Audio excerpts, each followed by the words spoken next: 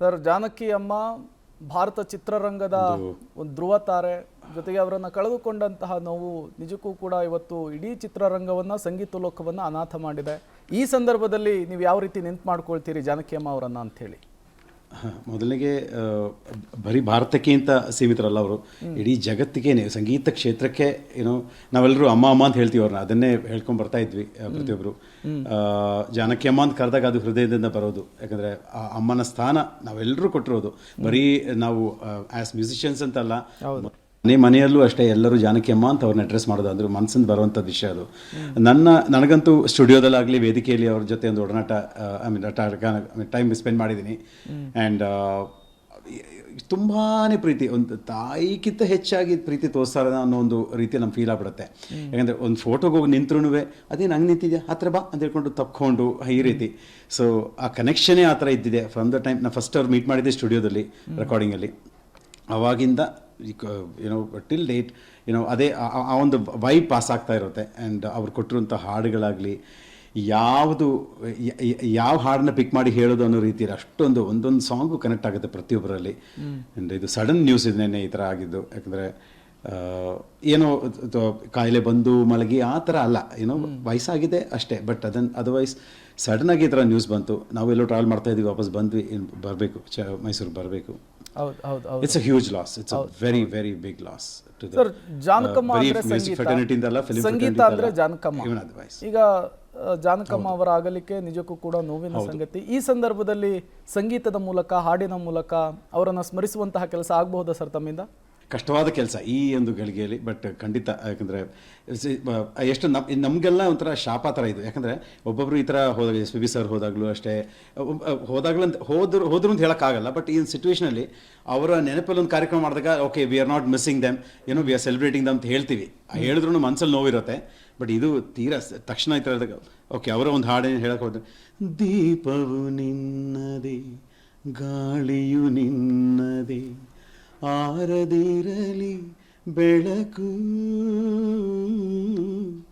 ಕಡಲು ನಿನ್ನದೇ ಹಡಗು ನಿನ್ನದೇ ಮುಳುಗದಿರಲಿ ಬದುಕು. ತಕ್ಷಣ ಕೇಳಿದಾಗ ಬಂದಿದ್ದು ಹಾಡು, ಬಟ್ ಲೈನ್ಸ್ ಹೆಂಗೆ ಕನೆಕ್ಟ್ ಆಗ್ತಾ ಇದೆ ನೋಡಿ. ಇದು ಬೆಳಕು ಆರೋದೇ ಇಲ್ಲ ನೋಡಿ. Definitely this light will be always blossoming ಅಷ್ಟೇ ಹೇಳಕ್ ಬರಲ್ಲ. ಜಾನಕಮ್ಮ ಅವರ ಹಾಡುಗಳು ಅಷ್ಟೇ. ಬೇಕಂದ್ರೆ ಓಕೆ ಕಂಟಿನ್ಯೂ ಮಾಡಿ ಸರ್. ಜಾನಕಮ್ಮ ಅವರ ಗಾಯನ ಹಾಡುಗಳು ಹೆಂಗಿದೆ ಮತ್ತು ಅವರ ಶಿಸ್ತು, ಅವರ ಬದುಕು ಹಲವಾರು ಭಾಷೆಗಳಲ್ಲಿ ಹಲವು ತಲೆಮಾರುಗಳಿಗೂ ಕೂಡ ಪ್ರೇರಣೆ ಆಗಿರುವಂಥದ್ದು. ನೀವು ಅವರನ್ನ ಭೇಟಿಯಾದಂತಹ ಸಂದರ್ಭದಲ್ಲಿ, ಅವರ ಜೊತೆಗೆ ಮಾಹಿತಿಗಳನ್ನು ಹಂಚಿಕೊಂಡಂತಹ ಸಂದರ್ಭದಲ್ಲಿ ಹೇಗಿರ್ತಿತ್ತು ಸರ್ ಆ ಎಕ್ಸ್ಪೀರಿಯನ್ಸು? ಫಸ್ಟ್ ಹೇಳಿದ ವಿಷಯನೇ ಎಲ್ಲರೂ ದಿಗ್ಗಜರೆಲ್ಲ ಹಾಗೆ ಅಲ್ವಾ. ಯಾಕಂದರೆ ಫಸ್ಟ್ ಹೇಳೋ ವಿಷಯನೇ ಚೆನ್ನಾಗಿ ಪ್ರಾಕ್ಟೀಸ್ ಮಾಡಬೇಕು ಅಂತ. ಆ್ಯಂಡ್ ಒಂದು ಇನ್ಸ್ಟೆನ್ಸ್ ಹೇಳಕ್ಕೆ ಬಂದರೆ, one of again living legend KS ಚಿತ್ರಮ್ಮ ಅವ್ರು ಹೇಳ್ತಾ ಇದ್ರು ಒಂದು ಕಾರ್ಯಕ್ರಮದಲ್ಲಿ, ಇಳಯರಾಜ ಸರ್ ಅವರ ಒಂದು ಕಾರ್ಯಕ್ರಮದಲ್ಲಿ, ಇವರೇನು ಇಂಟರ್ವ್ಯೂ ಎಲ್ಲ ಏನೋ ಮುಗಿಸಿ ಬಂದಿರುತ್ತೆ ಚಿತ್ರಮ್ಮ ಅವರು. ಅಂಥದ್ರಲ್ಲಿ ರಾಜ ಸರ್ ಕೇಳಿದ್ರು, ಏನು ಮಾಡ್ತಾ ಇದೆಯಮ್ಮ, ಇಂಟರ್ವ್ಯೂಗೆ ಹೋಗಿದ್ಯಾ, ಅದು ಇಂಪಾರ್ಟೆಂಟಾ, ಸಂಜೆ ಕಾರ್ಯಕ್ರಮ ಇಂಪಾರ್ಟೆಂಟ್ ಅಂತ ನೋಡಿ, ಆ ರೂಮಲ್ಲಿ ನೋಡಿ, ಅದು ಜಾನಕಮ್ಮ ರೂಮು, ಕಾರ್ ಕೆಲಸ ಇದೆಯಾ ಅಂತ ಕೇಳಿದ್ರಂತೆ. ಅಂದರೆ ಅವರೇ ಹೇಳ್ಬೇಕಂದ್ರೆ ನೋಡಿ, ಅವರು 1000 ಸತಿ ಅವರ ಹಾಡನ್ನೇ 1000 ಸತಿ ಅವ್ರು ಹೇಳಿರಬೇಕು. ಆದರೂ ಸಂಜೆ ಕಾರ್ಯಕ್ರಮಕ್ಕೆ ಕೂತ್ಕೊಂಡು ಪ್ರಾಕ್ಟೀಸ್ ಮಾಡ್ತಾ ಇದ್ರು ಈ ರೀತಿ. ಸೊ ಪ್ರಾಕ್ಟೀಸ್ ಎಷ್ಟು ಇಂಪಾರ್ಟೆಂಟ್ ಅಂತ ಹೇಳಿದ್ರೆ ಒಬ್ಬರಿಗೆ, ಒಂದು ಎಸ್ಪೆಷಲ್ ಮ್ಯೂಸಿಷಿಯನ್ಗೆ. ಸೊ ಅವರು ಇದನ್ನೇ ಹೇಳ್ತಾ ಇದ್ರು, ಚೆನ್ನಾಗಿ ಪ್ರಾಕ್ಟೀಸ್ ಮಾಡಬೇಕು, ಶ್ರುತಿಬದ್ಧವಾಗಿ ಹಾಡಬೇಕು. ಎಷ್ಟೇ ಸತಿ ಹಾಡಿದ್ರೆ ಒಂದು ಹಾಡನ್ನು ಮತ್ತೆ tomorrow you will have something to improve, ಒಂದು ಮತ್ತೆ ಪ್ರಾಕ್ಟೀಸ್ ಮಾಡಿದಾಗ. ಸೊ ಈ ಥರ ಒಂದು ನಮ್ಮ ಈ ಜನ್ರೇಷನ್ಗೆ ಅವ್ರು ಹೇಳುವಂಥ ವಿಷಯ ಇದೆ. ದ ಮೇನ್ ಗೈಡೆನ್ಸ್ ಕೊಟ್ಟಿರೋದು ಅಂದರೆ ಪ್ರಾಕ್ಟೀಸ್ ಮಾಡ್ತಾನೆ ಇರಬೇಕು. ಏನೂ ಸಾಧನೆ ಆಗಿಲ್ಲ, ನೀವು 1 ಲಕ್ಷ ಹಾಡುಗಳನ್ನ ಆಡಿ 1 ಲಕ್ಷ ಕಾರ್ಯಕ್ರಮ ಕೊಡಿ, ಅಲ್ಲಿಗೂ ಇನ್ನೂ ಕಲಿಯೋಕ್ಕಿರುತ್ತೆ. ಎಸ್ಪೆಷಲಿ ಸಂಗೀತ ಅಂತ ಬಂದಾಗ there is no end to it. So keep practising, keep learning. ಇದನ್ನು ಅವರು ಎಲ್ಲರ ಹತ್ರನೂ ಹೇಳ್ತಾನೆ ಇರ್ತಾರೆ. ನನಗಂತೂ ಡೈರೆಕ್ಟಾಗಿ ಹೇಳಿದ್ದಾರೆ, ಸ್ಟುಡಿಯೋಲಾಗಲಿ ವೇದಿಕೆಯಲ್ಲಾಗಲಿ ಶೇರ್ ಮಾಡಿದಾಗ. ಅಂತ ಒಂದೊಂದು ಹಾಡು ಅಷ್ಟೇ ನಿಂತ್ಕೊಂಡು ಹಾಡುವಾಗ ಒಂದು ನ್ಯೂಯಾನ್ಸಸ್ ಹೇಳ್ಕೊಡ್ತಾರೆ ಅವರು. ಇವಾಗ ದೀಪವು ನಿನ್ನದು, ದೀಪವು ನಿನ್ನದಂತ ಹಾಡ್ಬೋದು. ದೀಪವು ನೀನು, ಆ ಸಣ್ಣ ಒಂದು ಪಲ್ಕ್ ಏನಿದೆಯೋ ಅದು ಲೈಫ್ ಆ್ಯಡ್ ಮಾಡುತ್ತೆ ಒಂದು ಹಾಡಿಗೆ, ಆ ಒಂದು ಸಾಲಿಗೆ, ಆ ಒಂದು ಪದಕ್ಕೆ, ಆ ಒಂದು ಸ್ವರಕ್ಕೆ ಅಂತ ಹೇಳ್ಕೊಡ್ತಾರೆ. ಅದೆಲ್ಲ ಇಟ್ಸ್ ಆ್ಯಕ್ಚುಲಿ ನಾವೆಲ್ಲ ಬ್ಲೆಸ್ಡ್ ಆ ಒಂದು ಅವ್ರು ಇದ್ದಿದ್ದ ಏರಿಯಾದಲ್ಲಿ ನಾವು ಇದ್ದಿದ್ದೀವಿ, ಅವ್ರ ಜೊತೆ ಒಂದು ಒಡನಾಟ, ಟೈಮ್ ಸ್ಪೆಂಡ್ ಮಾಡಿದೆಲ್ಲ ನಿಜವಾಗ್ಲೂ ನಮ್ಮ ಪುಣ್ಯ, ಅದು ಇಟ್ಸ್ ಅ ಬ್ಲೆಸ್ಸಿಂಗ್. ಹೇಳ್ಬಲ್ಲೆ ಅದನ್ನು. ಬಹಳಷ್ಟು ಜನರು ಏನಾಗ್ಬಿಡುತ್ತೆ ಅಂದರೆ ಈ ಅಲ್ಪನಿಗೆ ಐಶ್ವರ್ಯ ಬಂದಾಗ ಅರ್ಧ ರಾತ್ರಿಯಲ್ಲಿ ಕೊಡೆ ಹಿಡಿದ್ರು ಅಂತಾರಲ್ಲ, ಹಂಗಾಗ್ಬಿಡ್ತಾರೆ. ಬಟ್ 17 ಭಾಷೆಗಳಲ್ಲಿ ಹಾಡಿ 48,000ಕ್ಕೂ ಹೆಚ್ಚು ಹಾಡು, 60 ವರ್ಷಗಳ ಕಾಲ ಸಂಗೀತವನ್ನೇ ಜೀವವಾಗಿಸ್ಕೊಂಡವರು ಅವರು. ಆಮೇಲೆ ತುಂಬಾ ಕಿರಿಯರನ್ನ, ಬೆಳೀತಾ ಇರುವಂತಹ ಹುಡುಗರನ್ನು ಕೂಡ ಕೈ ಹಿಡಿದು ಮೇಲೆತ್ತುತ್ತಾ ಇದ್ರು ಅನ್ನೋದು ಕೂಡ ಗೊತ್ತಾಗ್ತಾ ಇದೆ. ಅದ್ರ ಬಗ್ಗೆ ಮಾತಾಡ್ಬೋದಾ ಸರ್? ನಿಜವಾಗ್ಲೂ ನೋಡಿ, ಅದನ್ನೇ ಏನು ಓದ್ತಾ ಇದ್ದೆ, ನೋಡ್ತಾನೂ ಇದ್ದೆ. ಮೈಸೂರಲ್ಲಿ ಅವ್ರ ಕೊನೆಯ ಕಾರ್ಯಕ್ರಮ ನಡೆದಾಗ ಯಾಕಮ್ಮ ಈ ತರ ಒಂದು ಮಂಗಳಂ ಅನ್ನೋ ರೀತಿಯಲ್ಲಿ ಸಂಗೀತ ಇನ್ನು ಮುಂದಕ್ಕೆ ಹಾಡಲ್ಲ ಅಂತ ಯಾಕೆ ಹೇಳ್ತೀರಾ ಅಂತ ಕೇಳಿದಾಗ ಅವ್ರಿಗೆ ಏನು ಮಾತಿದೆ, ನಾನು 60 ವರ್ಷ ಹಾಡಿದ್ದೀನಿ, ಇನ್ನು ಎಷ್ಟು ಸಿಂಗರ್ಸ್ ಇದ್ದಾರೆ, ಅವರು ಬೆಳಿಬೇಕು, ನಾನೊಬ್ಬನೇ ಹಾಡ್ಕೊಂಡು ಕೂತ್ರೆ ಆಗಲ್ಲ ಅಲ್ವಾ ಅಂತ ಫಸ್ಟ್ ಹೇಳಿದ ಸಾಲೆ ಅದೇ ಅಂತೆ. ಮೊದಲು ಅವ್ರು ಹೇಳಿದ್ದೇ ಅದು. ಯಾರು ಹೇಳ್ತಾರೆ ಅದನ್ನು, ಯಾರು ಬಿಟ್ಕೊಡ್ತಾರೆ? ಈಗಿನ ಒಂದು ಕಾಂಪಿಟೇಷನ್ ಏನೋ ಯುಗದಲ್ಲಿ ಅಯ್ಯೋ ಅವ್ನು ಬೆಳೆದ ಇಲ್ಲ ಅವ್ನು ಮುಂದಕ್ಕೆ ಹೋದ ಅನ್ನೋರು ಎಲ್ಲರೂ ಹಂಗೆ ನೋಡ್ತಾರೆ. ಐ ಮೀನ್ ಏನೋ ಅನ್ಯತಾ ಭಾವಿಸ್ಬೇಡಿ, ಬಟ್ ದಟ್ಸ್ ಅ ಫ್ಯಾಕ್ಟ್ ಅಲ್ವಾ. ಎಲ್ಲ ಕಾಂಪಿಟೇಷನ್, ಇದು ಮೆಕ್ಯಾನಿಕಲ್ ಲೈಫ್ ಆಗಿಬಿಟ್ಟಿದೆ. ಅಂಥದ್ರಲ್ಲಿ ಏನೋ ಇಲ್ಲ, ಅವ್ರು ಚೆನ್ನಾಗಿ ಹಾಡ್ತಾರೆ ಅಂದರೆ ಒಬ್ಬೊಬ್ಬರು ಬಂದು ನಾವು ಚೆನ್ನಾಗಿ ಹಾಡ್ತೀವೋ ಇಲ್ವೋ ಕೂತ್ಕೊಂಡು ತಾಳ್ಮೆಯಿಂದ ಅಂತ ತಲೆ ಅಲ್ಲಾಡಿಸ್ಕೊಂಡು ಕೇಳ್ತಾರೆ, ತುಂಬ ಚೆನ್ನಾಗಿ ಹಾಡಿದೆ, ಬಟ್ ಈ ಥರ ಇಂಪ್ರೂವ್ ಮಾಡು ಅಂತೆಲ್ಲ ಹೇಳ್ಕೊಡೋರಲ್ಲ ತುಂಬಾ ಕಮ್ಮಿ. ಅದೇ ತುಂಬಿದ ಕೊಡ ತುಳ್ಕೊಳ್ಳ ಅಂತ ಹೇಳ್ದಂಗೆ ಅವ್ರಿಗೆ ಆ ಇನ್ಸೆಕ್ಯೂರಿಟಿ ಎಲ್ಲ ಮನಸ್ಸು ಆ ಥರ ಇದೆ. ತಾಯಿಯ ಮನಸ್ಸೇ ಅಷ್ಟೇ. ಜಾನಕಿ ಅಮ್ಮ ಅಂದಾಗ ನಾ ಹೇಳೋದಿಲ್ವ, ತಾಯಿಯ ಮನಸ್ಸು. ಸೊ ಮಕ್ಕಳು ಬೆಳಿಬೇಕು ಅಂತ ತಾಯಿಗಿರುತ್ತೆ ಅಲ್ವಾ, ಅದೇ ಮನಸ್ಸು ಅವ್ರಿಗಿರೋದು. ಸೊ ಅದ್ರ ಬಗ್ಗೆ ಕಮೆಂಟ್ ಮಾಡಂಗೇ ಇಲ್ಲ, ಯಾಕಂದರೆ ಅಲ್ಟಿಮೇಟ್ ಆ ಥರ ಎಲ್ಲ ಯಾರಿಗೂ ಆಗಕ್ಕಾಗಲ್ಲ. ವಿ ಕ್ಯಾನ್ ತುಂಬಾ ಪಿಕ್ ಮಾಡಕ್ಕೂ ಸಿಗೋಲ್ಲ ಈ ತರ ಒಂದು ಮನಸ್ಸಿಲ್ಲವರು. ನಿಜ ಸಂಗೀತ ಕ್ಷೇತ್ರಕ್ಕೋಸ್ಕರನೇ, ಹಾಡುಗಾರಿಕೆಗೋಸ್ಕರನೇ 60 ವರ್ಷಗಳ ಕಾಲ ಜೀವನವನ್ನ ಮುಡುಪಾಗಿಟ್ಟವರು ಜಾನಕಮ್ಮ.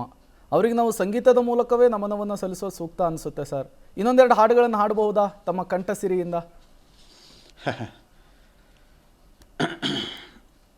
ಖಂಡಿತ. ಕೇಳಿದಾಗ ಅದೇ ಈ ಸಿಚುವೇಶನಲ್ಲಿ ತಲೆ ಓಡ್ತಾ ಇಲ್ಲ, ಬಟ್ ಅವ್ರು ಜಾಸ್ತಿ ಹಾಡಿರುವಂಥದ್ದೇ ಎಲ್ಲ ಯುಗಳ ಗೀತೆಗಳು, ಲವ್ ಸಾಂಗ್ಸು, ಈ ಥರ. ಭಕ್ತಿಗೀತೆಗಳು ಸುಮಾರು ಹಾಡಿದ್ದಾರೆ, ಟಕ್ಕಂತ ಕೇಳಿದ್ರೆ ಬರಲ್ಲ, ಸಾಹಿತ್ಯ ಬರಲ್ಲ, ಬಟ್ ಲವ್ ಸಾಂಗ್ ಸುಮಾರು ಹಾಡಿದ್ದಾರೆ. ಈ ಒಂದು ಸಿಚುವೇಶನ್ ಹಾಡ್ಬೋದಾ ಅಂತ ಗೊತ್ತಿಲ್ಲ, ಬಟ್ ಸುಮಾರು ಇದೆ ಅವ್ರದ್ದು ಹಾಡುಗಳು.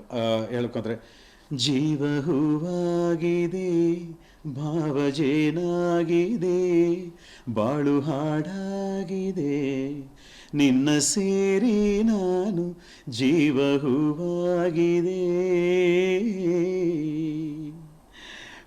ಅದೇ ಥರ ಪ್ರೇಮಲೋಕದಿಂದ ತಂದ ಪ್ರೇಮದ ಸಂದೇಶ ಭೂಮಿಯಲ್ಲಿ ಹಾಡಿ ತಿಳಿಸೋಣ, ಪ್ರೀತಿ ಹಂಚೋಣ, ಆನಂದ ಪಡೆಯೋಣ, ಬನ್ನಿ ಪ್ರೇಮ ರಹಸ್ಯ ಹೇಳೋಣ.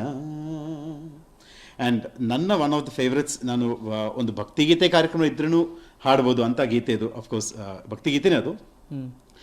ಇಂದು ಎನಗೆ ಗೋವಿಂದ ನಿನ್ನಯ ಪಾದಾರವಿಂದವ ತೋರೋ ಮುಕುಂದನೇ ಮುಕುಂದನೇ, ಸುಂದರ ವರ್ಣನೆ ನಂದಗೋಪಿಯ ಕಂದ, ಮಂದರೋದ್ಧಾರ ಆನಂದ, ಇಂದಿರಾ ರಮಣ ಇಂದು ಎನಗೆ ಗೋವಿಂದ ನಿನ್ನಯ ಪಾದಾರವಿಂದವ ತೋರೋ ಮುಕುಂದನೇ ಮುಕುಂದನೇ.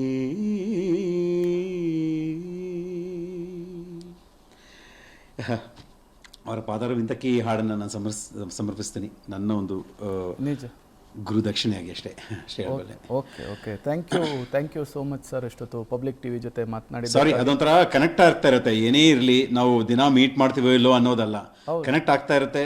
ಸೊ ಮಾತಾಡ್ತಾ ಎಮೋಷನಲ್ ಆಗ್ಬಿಡ್ತೀವಿ ನಾವು. ಕ್ಷಮೆ ಇರಲಿ. ನಿಜ ಸರ್. ಬಹುತೇಕ ಯುವ ಗಾಯಕರುಗಳಿಗೆ ದೇವರು ಮಾರ್ಗದರ್ಶಕರು ಕೂಡ ಆಗಿದ್ರು ಜಾನಕಿ ಅವರು. ಹಾಗಾಗಿ ಅವರನ್ನು ನೆನಪಿಸಿಕೊಂಡಂತಹ ಸಂದರ್ಭದಲ್ಲಿ, ಅವರನ್ನು ಸ್ಮರಿಸಿಕೊಂಡು ಗಾನ ನಮನವನ್ನು ಸಲ್ಲಿಸಿದಂತಹ ಸಂದರ್ಭದಲ್ಲಿ ಭಾವುಕರಾಗುವಂತಹದ್ದು ಸಾಮಾನ್ಯ. Thank you so much sir, ಇಷ್ಟೊತ್ತು ಪಬ್ಲಿಕ್ ಟಿವಿ ಜೊತೆಗೆ ಮಾತನಾಡಿದ್ದಕ್ಕಾಗಿ.